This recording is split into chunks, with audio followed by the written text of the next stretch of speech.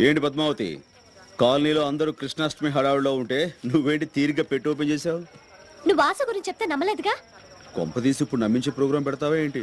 నిన్ను నమ్మించాల్సిన అవసరం నాకేం లేదు, కానీ నమ్మిస్తాను. అది సరే గాని పద్మావతి, ఈ సదరు వాసు అనేవాడు ఏం చేస్తుండేవాడు? Recording dance. Recording dance. ఓహో, అనుకున్నాను. అందుకునేనా నీ చేతి రాంగ్ స్టెప్ ఇచ్చాడు? రాంగ్ స్టెప్ ఏం కాదు, కరెక్ట్ స్టెప్లే. అసలు నిజం చెప్పాలంటే వాసుకి ఏ హీరో వేషం కడితే అచ్చు ఆ హీరోల స్టెప్ వేసేవాడు. అసలు సినిమాలో చేరుంటే ఎంత పెద్ద హీరో అయ్యేవాడో తెలుసా? పాపం. ఇప్పుడు ఆ పని మీదే నీ 7 వారాల నగలతో చెన్నై చెక్కేస్తుంటాడు.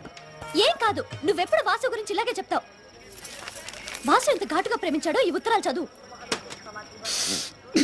అబ్బో, చాలా ఘాటు ప్రేమ. ముక్కు పుడలు అదిరిపోతున్నాయి. నువ్వే వెగతాళి చేయక్కర్లేదు వాసుని. ఈ ఉత్తరం చూడు, రక్తంతో రాశాడు తెలుసా? ఎవరిని మర్డర్ చేసి? కోడినా మేకనా అని. అదే మరి, తన రక్తంతో రాశాడు తెలుసా? చూడు. అబ్బో, అంత కలర్ ఇచ్చాడేంటి? దాంతో నువ్వు మనసు పారేసుకున్నావా? నేనేం ఉత్తునే మనసు పారేసుకోలేదు. నా గురించి కవిత్వం రాశాడు తెలుసా? ఆహా, గురువు గారికి అంత టాలెంట్ ఉందేంటి? ఏం రాశాడు? నాకు సిగ్గేస్తుంది, నువ్వే చదువు. అబ్బా, నాకెందుకమ్మా అంత అదృష్టం? నువ్వు చదివి వినిపించు, తరిస్తా. ప్రియాతి ప్రియమైన పద్మావతికి నిన్ను చూడగానే నేనేంటో అయిపోయాను. నాకేదో వచ్చేసింది. ఇంకేం వస్తే మాయరోగం వస్తాయి. అదే మరి ఎగతాళి అవుతున్నది. నేను చదివేది నువ్వు వినంతే. చదువు. పద్మావతి పద్మావతి, నీ ఎర్రని మూతి చూడగానే పోయింది నా మతి, అయిపోయింది నా మనసు కోతి.